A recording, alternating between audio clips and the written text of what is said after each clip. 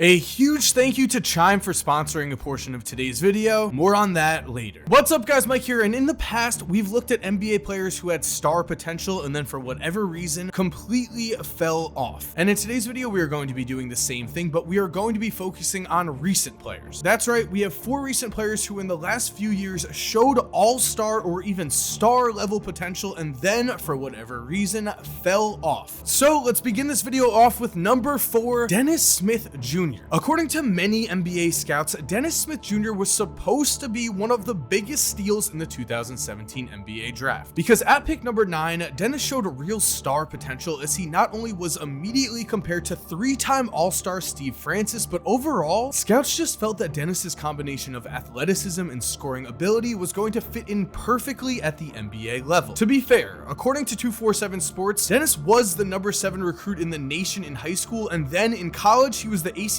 Freshman of the Year after averaging a more than solid 18.1 points, 6.2 assists, and 1.9 steals a game. What I mean by this is that hype surrounding Dennis Smith Jr. was not surprising, and after the draft, ESPN would go as far as to write an article stating, "Introducing Dennis Smith Jr., the future face of the Mavs franchise." And Smith himself had all of the confidence in the world, stating that he should have been the number 1 pick with these words. You could say that because I believe that I'm the best player, as should everybody else. They do their work, but I definitely took it as an insult. Then came the Summer League, and as we all know, the Summer League can be very deceiving when it comes to a player's skills. That's what happened with Dennis Smith Jr., as during the summer of 2018, Dennis averaged 17.3 points and 4.2 assists per game while shooting around 46% from the field. More than solid numbers, and people left Las Vegas thinking that Dennis was going to be great. This summer included a game against the Kings where De'Aaron Fox, a fellow point guard and the number 5 pick in the 2017 draft, finished with 0 points in 7.5 minutes, while Dennis Smith Jr. put up 25 points and 7 rebounds, making yet another statement in a string of big-time Summer League performances. By the time the Summer League was over, this is what scouts were saying. Scout 1, he was perhaps the most explosive player in the draft. Scout 2, I had Smith number 2 on my board. Definitely think the questions over his leadership and record were overstated. That team was a complete mess last year. I think he's going to be pretty damn good. Scout 3, I've loved him since he was in high school. He's athletic, skilled, and always in attack mode. Reminds me of Steve Francis and Baron Davis. If he stays healthy, he will be special. And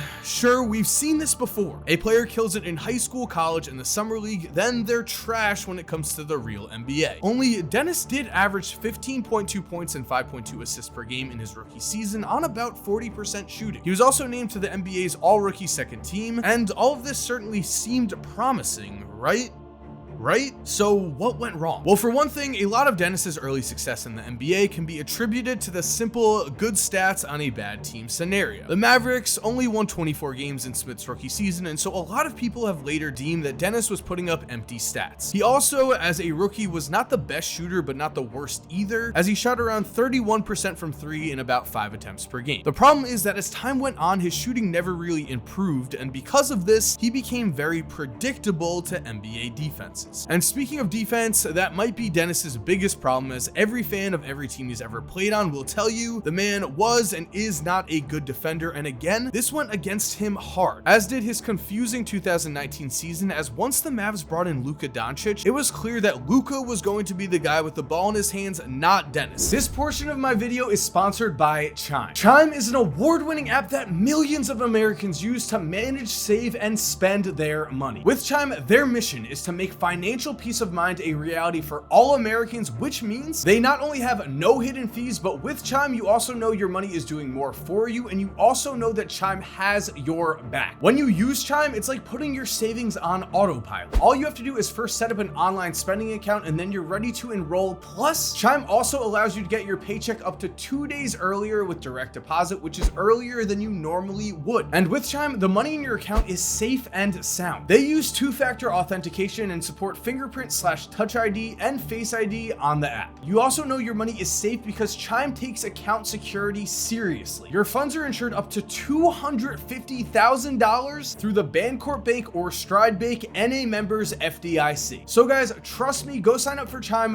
right now by clicking the link in my description. Chime is a truly great app and debit card, and I want to say thank you to Chime for sponsoring this portion of my video. Now back to my regular content. This did not work out at all for Dennis, as he simply is not the type of player who thrives playing off the ball, and it showed. As in Dennis's second season, he averaged just 13.6 points and 4.8 assists per game, numbers that were down from his rookie season, and he was also traded to the Knicks, where at this point in time, his offense just abandoned him. Even when finishing at the rim, something he did at a 60% rate according to Basketball Reference's rookie season. At the rim in year 3, Dennis shot just 54% and overall shot just 34% from the field. From there, Dennis would ask to play in the G League because he wasn't getting enough minutes in the NBA, an admirable move, I think, but it hasn't helped at all, as Dennis Smith Jr. has gone from a potential draft steal to now a man who just signed a training camp deal with the Blazers, a huge drop off for a top 10 pick. Number 3, Thon Maker. Now, speaking of top 10 picks, Thon Maker is a great addition to this list because if you've been following this channel, you know he is kind of a meme here. The reason being that at one point I did make a video where I talked about how Thon says he's a future MVP and how Kevin Garnett agreed with him, but I will admit I did hype up Thon in that video too. And unfortunately, Thon has been the complete opposite of an NBA MVP since that article was written. Now, just listen to the hype that Thon had, as this article's title was, Kevin Garnett says Bucks Thon Maker will be an MVP one day. Quote, he has the bones. Garnett believed this after working with Thon himself and hearing what the Bucks had to say, as Milwaukee was putting Thon through a similar training situation to the one they put Giannis through. It was believable that Thon was going to make some kind of big jump. Now keep in mind, Thon only averaged 4 points and 2 rebounds a game during his rookie season, so the fact that Kevin Garnett believed in Thon this much was huge for Bucks fans. I mean, just think of it. If the Bucks could get an all-star level player out of Thon Maker, they would be unstoppable. They already won the championship this season without him, and back then, we had Kevin Garnett saying the following: Thon Maker reminds me a lot of myself. He loves the game. He's a young, exuberant athlete who has a lot of tools. He has touch, he has agility, he has really good feet. He has a really good shot from 3-point all the way up to 19 to 21 feet. He has very good bones, as we say. Thon is going to be the MVP of the league one day. Mark it down. He has the bones. He has the appetite to be able to chase something like that. So after all of these words, we have to ask, what went wrong? Well, maybe Thon lied about his age. I have covered that conspiracy on this channel. Basically, the conspiracy goes that Thon is much older than he was saying when he got drafted, and that's why he is not developed as he should, because he is just a much older player. However, it's also very, very possible that Thon just did not develop like the Bucks would have wanted. One of Thon's biggest problems was defense in general and fouling. As per 36 minutes in his rookie season, Thon averaged 5.4 fouls a night and still averaged 4.7 fouls per 36 minutes in 2020. Thon just did not have the basketball IQ and feel for the game that makes a great player, and on offense that also showed, as his overall offensive game was just not there as often. It was clear Thon just doesn't have great basketball instincts, and he has stone hands whenever a hard pass comes his way. So all in all, Thon Maker was never close to an MVP. He actually just signed a contract with an Israeli team, so I think we can all agree that as a former top 10 pick, Thon is a bust. Go ahead, pile on in the comments. I hope nothing but the best for him. Number 2, Marvin Bagley. Okay, I get it.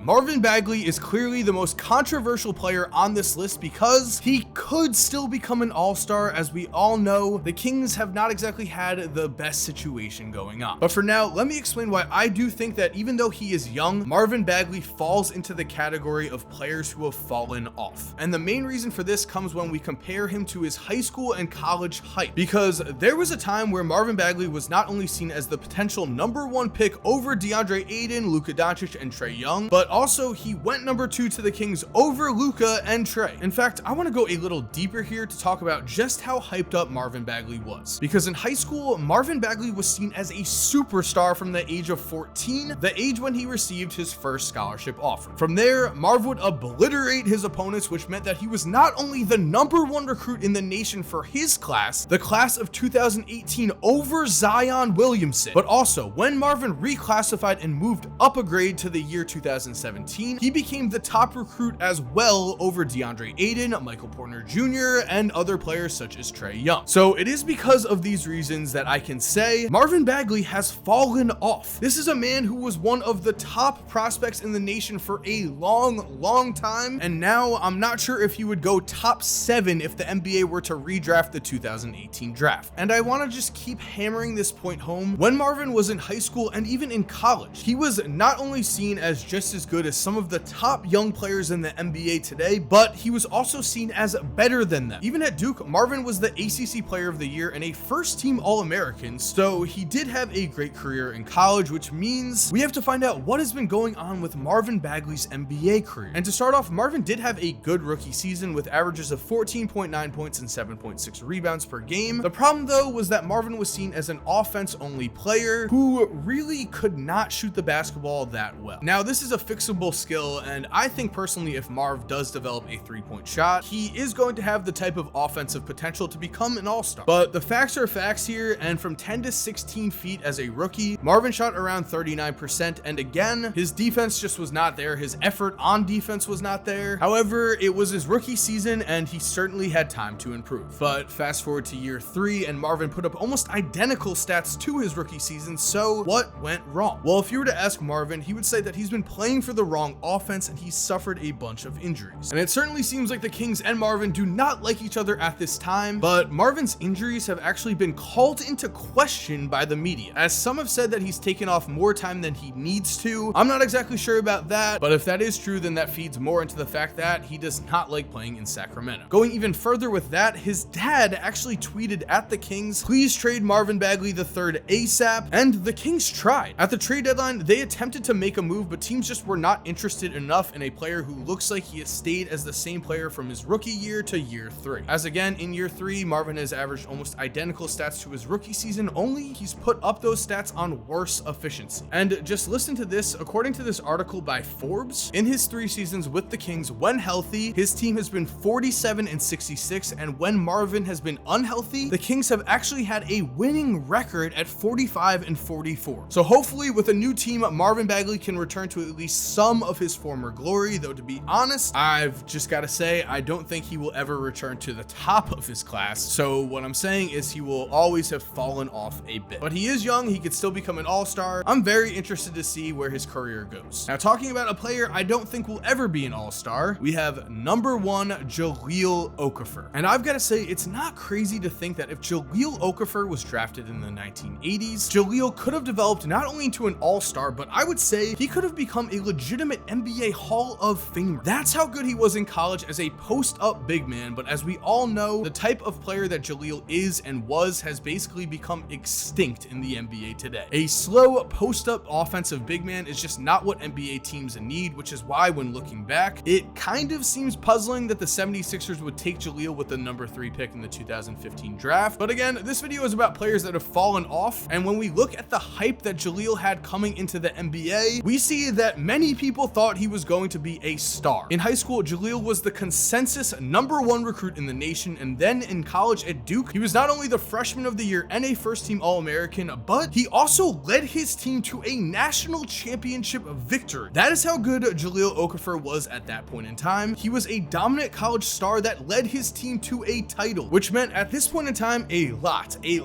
of people were very high on Jahlil, except those people were not reading the tea leaves here. Because looking back, the 2015 draft was actually pretty monumental because of the Jahlil Okafor pick. It showed executives that even if you are a star in college and look like you could play in the NBA, if you're a big man and you're a back to the basket type of player that can't do the extra things like guard smaller players on the perimeter or knock down jump shots, it's going to be very hard to find a place for you on the court. So while yes, Jahlil's rookie season did seem promising, he did average 17.5 points and 7 rebounds per game on over 50% shooting, there were clear flaws in Jahlil's game that certainly showed themselves as his career went on. His rebound numbers as a center were always troubling, as as was his rim protection, and that meant that after he tore his meniscus late in his rookie season, which took away even more of his mobility, things were all downhill for Jahlil Okafor from there. Because sure, Jahlil has found a role as a backup big man in this league, but he has never recaptured the glory he once had. After his first season in the NBA, Jahlil was named to the all-rookie first team, but now a man who was once deemed a future generational prospect in high school and in college has become a bust, we have to say. Because sure, Jahlil is still playing in the NBA, unlike a few other guys on this list. He did only play 27 games last season though as a backup for the Detroit Pistons, and he only averaged 12.9 minutes per game. So I think we can all agree that Jahlil will never become an all-star. He'll never become a future Hall of Famer, and maybe some of that has to do with the off-court drama he was involved in. That includes in Philly fist fights and just driving way too fast and stuff like that. However, personally, I just think that Jahlil's game just does not match the current NBA. Again, if he was born in the 1980s, who knows, things could have been very different, but I think he was just born in the wrong era. And there we have it, guys. Thank you for watching this video. I hope you enjoyed. If you guys are new to the channel, please make sure to subscribe and turn on post notifications. Also, please leave a like on this video. It would help out a ton. If you're already subscribed, thank you so much for supporting. You're awesome. We all know it. And as always, have an awesome day and cue that music. If you're still here while the music is cued, here are two videos I think you are definitely going to enjoy. Make sure to click on one of them. Again, I know you're gonna love it. And other than that, have a great day and peace.